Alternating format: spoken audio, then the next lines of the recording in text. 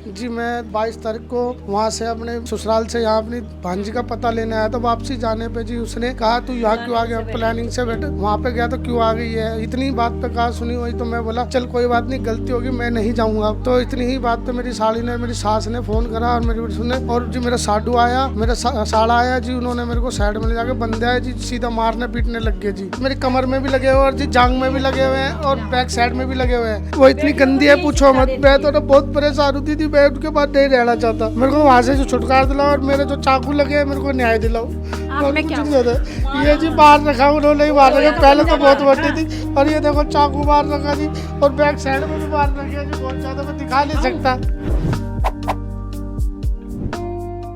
आपने कई बार ये लाइनें सुनी होंगी कि मर्द को दर्द नहीं होता। जी हाँ, पर वास्तव में मर्द को भी दर्द होता है। नमस्कार, मैं पूनम और आप देख रहे हैं झलको दिल्ली। आपने कई बार घरेलू हिंसा उत्पीड़न की कहानी सुनी होगी। कई बार ऐसे केसेस हुए महिलाओं के साथ हुआ करते थे, पर अब समय बदल गया है। घर के अंदर या कहें चार दीवारी के अंदर जब किसी के ऊपर हिंसा होती है तो वो घरेलू हिंसा कहलाती है। इस हिंसा से प्रताड़ित आज एक पुरुष भी हो रहा है। आइए जुड़कर जानते हैं पूरा मामला क्या है, किस तरीके से वो प्रताड़ित है। क्या नाम है सर आपका? जी मेरा नाम अजीत है जी। क्या हुआ है आपके साथ? जी मैं 22 तारीख को वहाँ से अपने ससुराल से यहाँ अपनी भांजी का पता लेने आया था। वापसी जाने पे जी उसने कहा तू यहाँ क्यों आ गया, प्लानिंग से बैठे वहाँ पे गया तो क्यों आ गई है, इतनी बात पे कहा सुनी हुई। तो मैं बोला चल कोई बात नहीं, गलती होगी मैं नहीं जाऊँगा अब।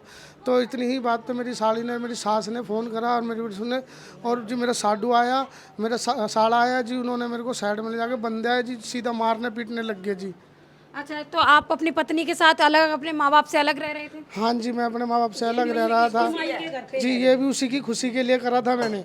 मगर चलो कोई बात नहीं, मैं अपनी माँ को छोड़ देता हूँ, तेरे साथ रह लूँगा मैं, कोई दिक्कत नहीं। मैं उसके संग रहने लग गया जी। मैं 3 साल से पत्नी के मायके में रह रहे थे? हाँ पत्नी के मायके में रह रहा था जी। और आपसे सामान की मांग की जाती थी? हाँ जी, कभी ये दिलाओ कभी वो दिलाओ, कभी एसी लगवाओ कभी ये लगाओ। मैं बोला ठीक है मैं करवा दूंगा जो भी है धीरे। आपने लगवाया एसी? नहीं जी एसी नहीं लगवाया जी, कूलर लेके आया था मैं जी। 12-17 हज़ार कुछ रुपए का कूलर लेके आया था और क्या क्या सामान लाया? जी। फिर एक फ्रिज लेके आया था, अभी उसकी तो एक ही किस्त गई है। मैं वो दिला के लाया था जी 28,500 रुपये का। कह सकते हैं आपने दहेज लिया नहीं, दिया है। हाँ जी मैंने दहेज लिया नहीं है, दिया ही है जी। और सुनो जी, अभी उनका एलईडी खराब हुआ था जी, एलईडी में भी मैंने 2500 रुपये लगा के ठीक कराया। और दुकानदार भी है जिसको मैंने फ़ोन पे करा, बिल करा, पूरा सब कुछ सबूत है मेरे पास। मैं उस फ़ोन में था जी, मेरा फ़ोन वोन भी खोस लिया गया वहीं पे, उसमें सारा सबूत था। और ये बच्ची आपकी है? हाँ जी ये मेरी बच्ची बड़ी बेटी है जी। मेरी 2 बेटी हैं जी, एक छोटी एक बड़ी। ये बड़ी बेटी है, वो छोटी बेटी उसी के पास है। मेरे को लगता है जी उसको भी ऐसे ही बनाएंगे वो। आपके साथ मारपीट हुई है? हाँ जी मेरे चाकू लगे हुए जी, देखो जी ये चाकू लगे हुए कमर कब की में। घटना है? ये 22 तारीख की है जी। मेरी कमर में भी लगे हुए और जी जांग में भी लगे हुए हैं और बैक साइड में भी लगे हुए हैं। ठीक है दीदी, तो मैं ना ये 22 तारीख की देर रात 9:46-47 की बात है ये, जब मेरे संग झगड़ा हुआ, मेरे वारदात हुई जी। मेरे को जी किसी ने ना बचाया ना कोई छुड़ाने आया। मैं तो वहाँ मदोस करके मेरे को नंगा फेंक दिया था जी खत्ते पे जी। किसने मारा था आपको? जी मेरा साडू और मेरा साड़ा, और जी एक लड़की है सपना नाम की, उसके भाइयों ने मारा है जी मुझे। बहुत गंदी तरह मारा था जी, चाकू ही चाकू मारे।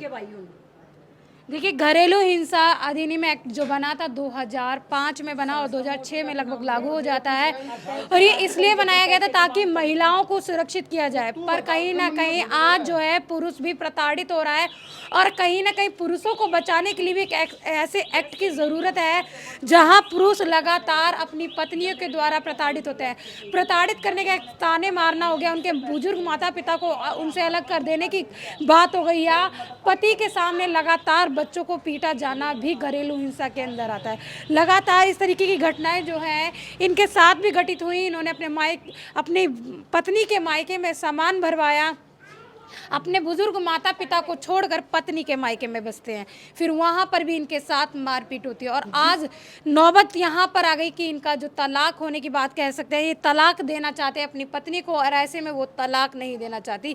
क्या तलाक देना चाहते हैं? जी मैं बिल्कुल जी रखना नहीं चाहता। मैं तलाक देना चाहती है? जी मना करती है जी कि नहीं दूंगी तलाक, ऐसी परेशान रखूंगी जी। तो मैं इसलिए मैंने जी दुकानदार भी बता देंगे वहाँ पे जी, जितने भी दुकानदार हैं ना, मैं सबसे उधार लेता था। तो किसी किसी से उधार करे तो वो मुझे टोकते थे, उधार करके गई है तेरी वाइफ, तो मैं भी तो भी पैसे में देता था जी। मेरा राशन क्या काम करते हैं जी, मैं सेल्समैन ही करता हूँ जी। टैंक सैलरी है आपकी? जी सैलरी का काम नहीं है मेरा जी, कमीशन बेस का काम है। अगर एक दिन में कमा लिया लाख रुपए कमा लिया, नहीं तो 1 रुपया भी नहीं कमाया जी। मेरा कमीशन एजेंट का काम है, मैं कुछ सेल्समैन ही करता हूँ जी। आपकी पत्नी ने ये घटना भी आपके साथ की, कितने साल अपनी पत्नी के साथ रहे शादी के बाद? जी मैं अपनी पत्नी के साथ जी, मेरे 7 साल हो गए शादी को जी। यहाँ पे आने के बाद वो जब भी चली गई थी, अब मैं वहीं रह रहा था 3 साल। तो मेरे 2 बेटी है, एक 7 साल की बेटी है जो पहले साल में हुई थी, एक 6 साल की है, और जी एक 3 साल की है जी। दूसरी बेटी का है? हाँ, दूसरी बेटी उन्होंने ही खोस ली जी, मारा जी, मुझे पीटा जी। वो तो पापा पापा करती थी और मुझे पीट रहे थे। आपने कोई हाथापाई तो नहीं की थी? नहीं जी, मैंने कुछ भी नहीं करा कंप्लेन दर्ज करा इस मामले? जी। मैं कंप्लेंट करा चुका हूँ जी। मुझे इतना पता है जी, मुझे जब मारा पीटा, जब नंगा करके खत्ते पे डाल रखा था किसी अन्य पर्सन ने, मैं उसको हाथ जोड़ के अभी भी नमस्कार करूँगा कि उसने मेरी कंप्लेंट करी कि भाई यहाँ पे लाश पड़ी है, वो मुझे उठा के लगे तो मैं जीवित था। मेरा ब्लीडिंग बहुत हो चुकी थी, मैं बेहोश हो चुका था जी। मेरे 10 जगह चाकू लगे हैं जी, बैक साइड में 8 9 2 3 4 7 10 जगह चाकू मार रखे हैं जी। मेरे को रिपोर्ट में पता लगा कि आंटी ये जो कह रहे हैं आप पड़ोसी हो, हैं एक औरत हो, सबसे बड़ी बात, सबसे पहली बात, ऐसा नहीं सोचना है कि ये मेरे पड़ोस का रहने वाला व्यक्ति है। क्या सच में ये बहू इनको प्रताड़ित करती है या बहू को कहते ना, इंसान अपनी बहू को क्या ना खुलाता है, खूब अच्छा रखते थे, खूब अच्छी तरह खुलाते थे, किसी चीज़ की कमी नहीं थी, बस वो उसका पेट भर रहा था। उसने अपने को लोग देख रखा हो जो वहाँ पर आती है, अपने आदमी को छोड़ के, सास को छोड़ के, ये बुढ़ी माँ कहाँ जाएंगी। बहू का हक का क्या होता है, अपने ससुराल में रहने का ही। इसकी बहन विधवा है। आपकी मदर और आप दोनों? हाँ जी विधवा हूँ जी मैं।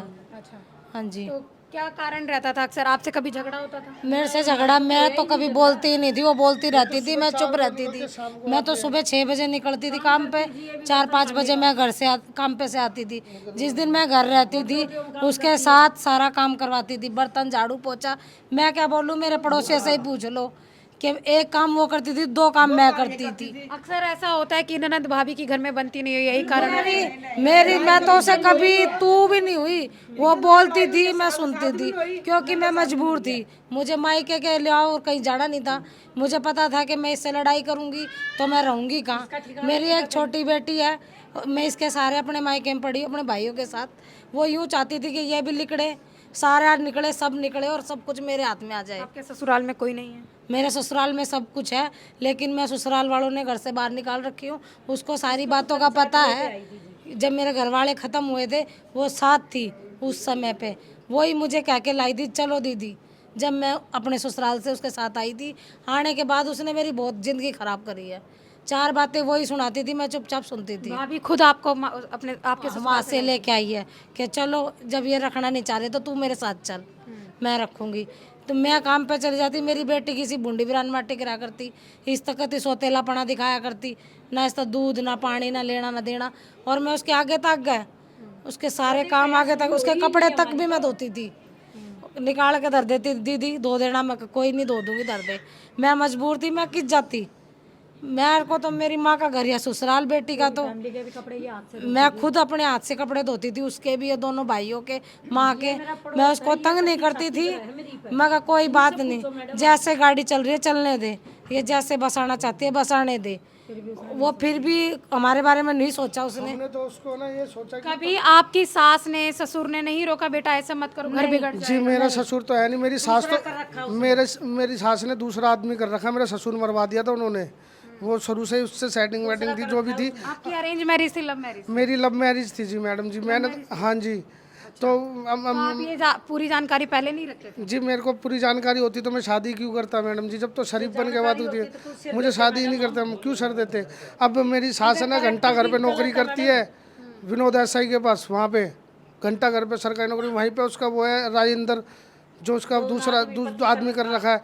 ठीक है, तो वो इनको भी ऐसी शिक्षा देती है, छोड़ दो दूसरा कर लो कि तुम ये हो वो इतनी गंदी है पूछो मत। मैं तो ना बहुत परेशान होती थी, मैं उनके बाद नहीं रहना चाहता।